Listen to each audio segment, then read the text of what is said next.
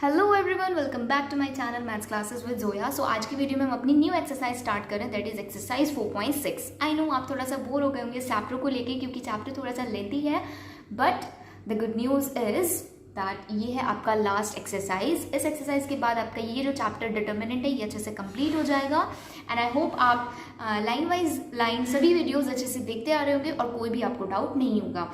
So exercise 4.6 के question, जैसे first question है, इसमें क्या बोल रहा है, examine the consistency of the system of the equation in exercise 1 to 6। सो मैं क्या कर रही हूँ, इस एक्सरसाइज में आपके 4.6 स्टार्ट कराने के साथ साथ इसी वीडियो में आपका 4.6 का बेसिक भी स्ट्रॉन्ग करा दूंगी ताकि आप पहले अच्छे से बेसिक समझ लें एंड देन आपको एक्सरसाइज करने में कोई भी प्रॉब्लम नहीं होगी। सो जैसे कि क्वेश्चन में नजर आ रहा है, एक वर्ड हमें कंसिस्टेंसी ऑफ द सिस्टम, ये हम कुछ नई ही टर्म पढ़ रहे हैं, न्यू टर्म है आप सभी के लिए। सो हम सबसे पहले इसी को कवर कर लेते हैं, देन हम अपने क्वेश्चन स्टार्ट करेंगे। सो जैसे कि आप जानते हैं, आपको इन क्वेश्चंस में कुछ इक्वेशंस गिवन होंगी एंड देन आपको चेक करना है उनकी कंसिस्टेंसी। आपको कुछ इक्वेशन गिवन होंगी यानी कोई सिस्टम्स गिवन होंगे, आपको उनकी कंसिस्टेंसी चेक करनी है। सो सबसे पहले मैं आपको क्लियर कर दूं that there are two types of systems. दो टाइप्स के सिस्टम्स होते हैं। The first one is consistence, first one is consistent system and the second one is inconsistent system। इसका जस्ट ऑपोजिट है, एक समझ जाएंगे तो दूसरा आपको ऑलरेडी अपने आप समझ आ जाएगा।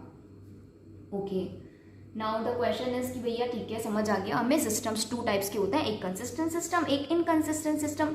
बट नाउ ठीक है, इसके आगे क्या, लाइक हमें पता कैसे चलेगा कौन सा कंसिस्टेंट है कौन सा इनकंसिस्टेंट है। तो गाइज देखो, आपको कुछ इक्वेशंस गिवन होंगी, उसको आपको सॉल्व करके आप जब उसको सॉल्व करोगे देन आपको पता चलेगा कि ये कंसिस्टेंट है या फिर इनकंसिस्टेंस है। तो ये कैसे पता चलेगा? कंसिस्टेंट का मतलब इट मीन्स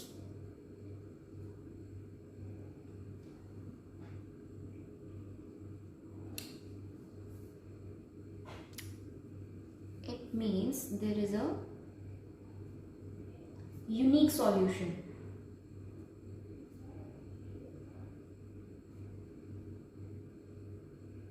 और इनकंसिस्टेंट का मतलब है कि यहाँ पे आपको कोई सॉल्यूशन नहीं मिलेगा, नो सॉल्यूशन।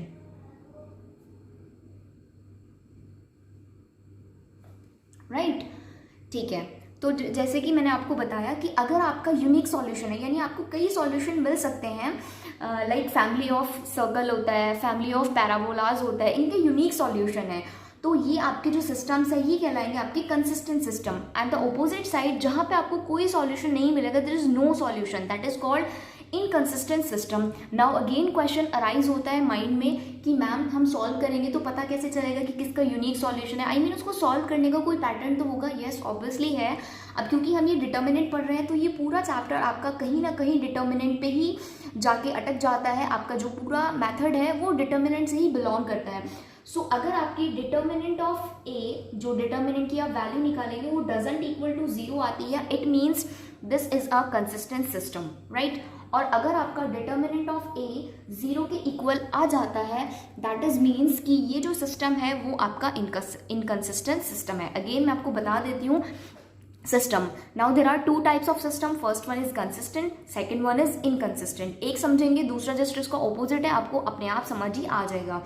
नाउ कंसिस्टेंट की भैया अगर आपकी मैनी सॉल्यूशन है, आपको यूनिक सॉल्यूशंस मिलते हैं, दैट मीन्स कि वो जो सिस्टम है वो कंसिस्टेंट है। और अगर आपको कोई सॉल्यूशन नहीं मिलता, that means the system is inconsistent. Now again question is कि कैसे पता चलेगा कि हमें सॉल्यूशन मिल रहा है कि नहीं मिल रहा है? तो ये आपको पता चलेगा जब आपके पास क्वेश्चन गिवन होगा, आप उससे डिटर्मिनेंट की वैल्यू निकालेंगे। अगर वो पॉजिटिव आती है या नेगेटिव आती है, इन शॉर्ट टर्म वो 0 नहीं आती, अगर वो 0 के इक्वल नहीं आती, it means the system is inconsistent. और अगर 0 के इक्वल आ जाती है, it means the system is inconsistent. So I hope आपको यहाँ तक तो बेसिक अच्छे से स्ट्रॉन्ग हो गया होगा, और जो थोड़े बहुत डाउट्स हैं वो जब हम क्वेश्चन स्टार्ट करेंगे तो वो डेफिनेटली क्लियर हो जाएंगे। सो हम देखते हैं अपना फर्स्ट क्वेश्चन। हाँ जी, तो आपका फर्स्ट क्वेश्चन है, फर्स्ट क्वेश्चन में आपको टू इक्वेशंस गिवन है। The first one is x plus 2y equal to 2 and the second equation is 2x plus 3y equals to 3। आपको दो इक्वेशंस गिवन है। तो सबसे पहली तो बात, अभी तक आपने जितना भी चैप्टर पढ़ा है, एक्सरसाइज 4.5, 4.4, 4.3, बहुत सारी एक्सरसाइज की है हमने, उनमें हमने कोई भी क्वेश्चन इस तरह से इक्वेशंस की फॉर्म में नहीं किए हैं, राइट। हमें एक मैट्रिक्स गिवन होती थी, उसको हम डिटर्मिनेंट में चेंज कर लेते थे, जैसे भी। कुल मिला के आपके पास मैट्रिक्स और डिटर्मिनेंट के ही बीच आपने सब वर्क किया है। नाउ यहाँ पे आपको नजर आ रही है इक्वेशंस। तो guys don't worry, in questions को जो आपको इक्वेशंस में गिवन है, सबसे पहले हमें ना उनसे 3 मैट्रिक्स बनानी है। क्या गाइज? 3 मैट्रिक्स बनानी है। एक आप कुछ भी नाम दे दीजिए। एक आपको मैट्रिक्स बनानी है ए, दूसरी मैट्रिक्स बनानी है आपको एक्स, और एक और मैट्रिक्स बनानी है बी। कुल मिला के आपको 3 मैट्रिक्स बनानी है, ए, बी एंड एक्स। नाउ मैं आपको बता देती हूँ कि ये वाली मैट्रिक्स है क्या क्या। 1 सेकेंड। और आपको हर एक क्वेश्चन में इसी तरह से मैट्रिक्स बनानी है। आप एक क्वेश्चन में अच्छे से समझेंगे, सेकंड आप आई नो खुद से ही कर लेंगे, ठीक है जी। तो आपकी जो, मैं सबसे पहले स्टार्ट कर देती हूँ x equation, sorry x matrix. आपको एक्स वो वाली मैट्रिक्स बनानी है जितने उसमें आपकी इंग्लिश वाली टर्म्स होती हैं, लाइक ए बी सी की फॉर्म में है, एक्स वाई जेड की फॉर्म में है। तो एक्स आपकी वो वाली मैट्रिक्स होगी जिनकी वैल्यू वेरिएबल होती है, ठीक है, जो टर्म वेरिएबल होता है। तो यहाँ पे कौन कौन है? X and y, right. तो आपकी x वो वाली मैट्रिक्स बनेगी वेरिएबल वाली। नाउ b आपकी वो वाली मैट्रिक्स बनेगी जो इक्वल की लेफ्ट साइड होता है, मींस जो कांस्टेंट पार्ट होता है। कांस्टेंट पार्ट आपका ये है 2 एंड 3। और a वाली फर्स्ट टर्म आपकी, फर्स्ट मैट्रिक्स आपकी वो बनेगी जो आपके x और y के कॉम्पोनेंट्स होते हैं। जैसे कि फर्स्ट रो में आप लिखेंगे पहले x का कॉम्पोनेंट यानी 1 और y का कॉम्पोनेंट यानी 2। नाउ सेकंड रो में आ जाइए, आप लिखेंगे x का कॉम्पोनेंट यानी 2 और y का कॉम्पोनेंट यानी 3। अभी थोड़ा सा आपको न्यू लग रहा होगा कि मैम ये क्या कर रही है, बट आप जब इसको 1 बार 2 बार 3 बार करेंगे तो ये आपको इतना ज़्यादा ईजी लगने लगेगा। ए वाली मैट्रिक्स आपको वो बनानी है एक्स एंड वाई का कॉम्पोनेंट। एक्स आपकी वो वाली मैट्रिक्स होगी जो कि वेरिएबल्स होते हैं, लाइक एक्स वाई जेड भी होगा कुछ क्वेश्चंस में, जो भी मतलब यू वी डब्ल्यू, ये जो वेरिएबल्स होते हैं। एंड बी आपका कांस्टेंट वाली मैट्रिक्स है जो इक्वल के लेफ्ट साइड होता है, राइट। यहाँ तक आई होप आपको समझ आया होगा, यहाँ तक तो कोई भी कंफ्यूजन नहीं होगी। नाउ हमें क्वेश्चन में पूछा क्या था? ये पूछा था कि जो भैया जो आपकी 1 से लेकर 6 तक क्वेश्चन है, जस्ट उसमें आपको सिस्टम की कंसिस्टेंसी चेक करनी है। नाउ मैंने आपको बताया 2 टाइप के सिस्टम होते हैं, first one is consistent, second one is inconsistent. अब ये सॉल्व करने का तरीका क्या है कि आप डिटर्मिनेंट की वैल्यू निकालें, वो 0 आ जाती है दैट इज मीन इनकंसिस्टेंट, 0 नहीं आती है that is means consistent, simple. तो हम चेक कर लेते हैं बस सबसे पहले। अब आप इस ए को डिटर्मिनेंट में चेंज कर दीजिए, यानी इसका बॉक्स बना देंगे हम 1 2 2 3। नाउ डिटर्मिनेंट की आप वैल्यू निकाल लीजिए, ये हो जाएगा 3 1 से 3 माइनस 2 2 से 4, तो 3 माइनस 4 दैट इज -1। सो जो आपका डिटर्मिनेंट आया वो -1, that means determinant of A doesn't equal to 0, right.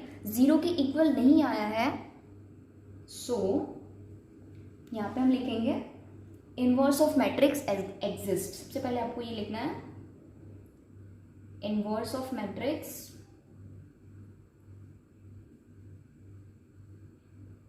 Exist. So system of equation is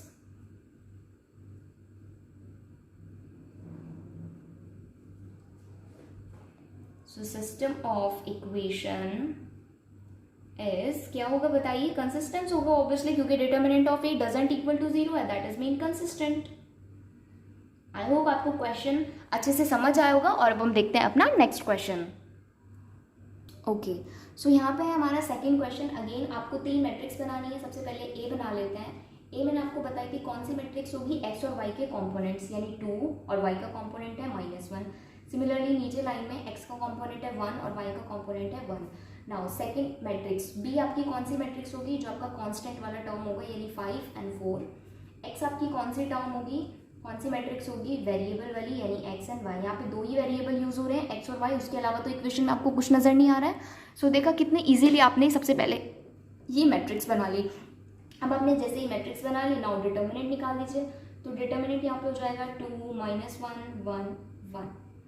तो आप इसको सॉल्व करेंगे, हो जाएगा 2 1 से 2, साइन आता है बीच में माइनस, और 1 1 से -1 दैट इज +1। तो ये हो गया आपका +3। It means determinant of A doesn't equal to 0। So system is, आप पूरी लाइन लिखेंगे, so inverse of matrix is exist, so system of equation is consistent. System of equation is consistent. I hope आपको question अच्छे से समझ आया होगा, कोई भी डाउट नहीं होगा, but if you have any doubt you can ask me in the comment section. मैं आपको बताने की पूरी कोशिश करूँगी। सो आज के वीडियो में बस अब इतना ही, मिलते हैं हम अपनी नेक्स्ट वीडियो में। Thank you so much.